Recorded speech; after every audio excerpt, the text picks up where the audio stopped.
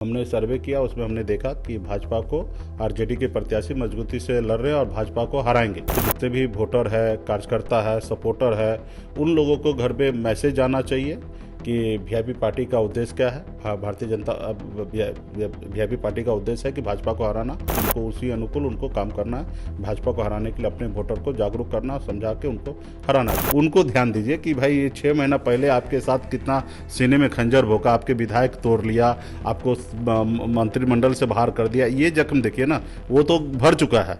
बिहार में 2 सीटों पर उपचुनाव है, गोपालगंज और मोकामा, जिसकी तैयारी महागठबंधन कर रही है। वहीं साथ साथ सन ऑफ मल्ला मुकेश सहनी भी महागठबंधन के फेवर में तैयारी कर रहे हैं और जो हजारों लेटर हैं मोकामा और गोपालगंज विधानसभा क्षेत्र में पोस्ट के माध्यम से भेज रहे हैं। हमारे साथ मुकेश सहनी उनसे बात कर रहे हैं। आप तैयारी कर रहे हैं महागठबंधन के लिए? नहीं, देखिए, पहले निर्णय लिया गया था कि पार्टी की तरफ से हमें वहाँ पे चुनाव लड़ना था। गोपालगंज में हम लोगों ने बहुत हद तक पूरी तैयारी भी कर रखा था, लेकिन फिर बाद में हम लोगों ने निर्णय लिया कि चुनाव वहाँ पे हम नहीं लड़ेंगे, लेकिन भाजपा को हराएंगे और भाजपा को जो पार्टी, जो दल, जो प्रत्याशी हराएंगे उनको हम लोग मदद करेंगे। तो हमने सर्वे किया, उसमें हमने देखा कि भाजपा को आरजेडी के प्रत्याशी मजबूती से लड़ रहे हैं और भाजपा को हराएंगे। तो ऐसे जगह पे मेरा जो उद्देश्य है कि भाजपा को हराना, तो उस उद्देश्य को पूरा करने के लिए हमारे जितने भी वोटर है, कार्यकर्ता है, सपोर्टर है, उन लोगों को घर पे मैसेज जाना चाहिए कि वीआईपी पार्टी का उद्देश्य क्या है। भारतीय जनता वीआईपी पार्टी का उद्देश्य है कि भाजपा को हराना, और इसके लिए हम लोगों ने संदेश घर घर तक भेजने का काम कर रहे हैं, जो हर घर तक हमारे लेटर पहुंचेंगे और उनको उसी अनुकूल उनको काम करना है।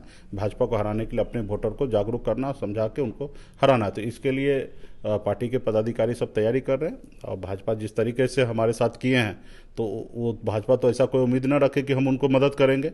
आपने देखा कि बोछा में भी हमने चुनाव लड़ा और अकेले अपने दम पर हमने 30,000 वोट लाया, भाजपा को वहाँ पे चुनाव हारना पड़ा। तो हम 30,000 वोट ला के उनको हराएंगे, इससे अच्छा हम अपने वोट को दूसरे जगह शिफ्ट करके डायरेक्ट उनको हरा देंगे। तो इस रणनीति पे हम लोग काम कर रहे हैं और उसके लिए पार्टी के लोग तैयारी कर रहे हैं। लेकिन उससे पहले महागठबंधन की ओर से आप लोग जब प्रेस कॉन्फ्रेंस कर रहे थे पिछले चुनाव में, तो आप प्रेस कॉन्फ्रेंस से उठ जाते हैं और कहते हैं कि हमें हमारे पीठ पर छुरा भोगा गया महागठबंधन की ओर से। लेकिन अब महागठबंधन के लिए प्रचार कर रहे हैं। बहुत समय हो चुका है, वो जख्म भर चुका है। प्रजेंट जो जख्म है उनको ध्यान दीजिए कि भाई ये 6 महीना पहले आपके साथ कितना सीने में खंजर भोंका, आपके विधायक तोड़ लिया, आपको मंत्रिमंडल से बाहर कर दिया। ये जख्म देखिए ना, वो तो भर चुका है। ठीक है, और रहा कि हमेशा आपने सुना होगा, जब भी हमने देखा कि हम हमेशा लालू प्रसाद यादव जी को हमेशा मानते रहे, कि उनके विचारों को मानते रहे। तो ये हमेशा हमने बात रखा। जो आज के नेतृत्व है उनके पार्टी को देख रहे हैं, वहाँ से हमारा मनमुटाव हो सकता है और उसके लिए हम लोगों ने जो भी राजनीतिक तरीके से करना है वो हम लोग कर ही रहे हैं। हमारे उनकी विचार नहीं मिल रहा तो हम लोग अलग हैं। तो ये सब चीज़ें तो कर रहे हैं, लेकिन फाइनली क्या है, आज की तारीख में जब से केंद्र में मोदी जी की सरकार आया, अच्छे दिन लाने का वादा किए, हम लोगों को लगा अच्छे दिन आएंगे, लेकिन कहाँ हम लोगों का आया। आज देखिए युवा बड़े संख्या में रोड पे घूम रहे हैं, उनको रोजगार नहीं मिल पा रहा है, गरीब और गरीब होते जा रहा है, किसान का समस्या हर जगह पे आप देखिएगा तो इस सरकार में कुछ लाभ नहीं हो रहा, लोग परेशान हैं और सरकारी संस्थान को बेच रहे हैं, बने हुए सरकार को गिरा रहे हैं, विधायक खरीद रहे। मतलब इनको लोकतंत्र पे इनको भरोसा नहीं है। तो हमें देश में लोकतंत्र बहाल करना है। जिसको लोकतंत्र पे भरोसा हो, जनता को ऊपर जिनको भरोसा हो, उन्हीं का सरकार होना चाहिए।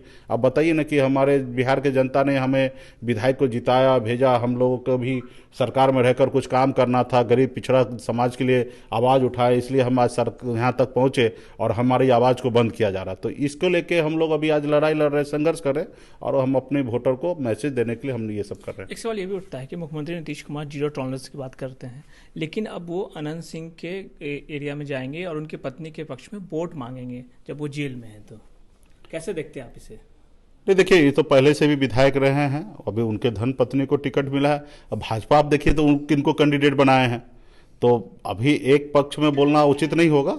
और रहा कि जो लोग गलत कर रहे हैं वो लोग उनके लिए, अब उनकी पत्नी का तो इसमें कोई गुनाह नहीं है।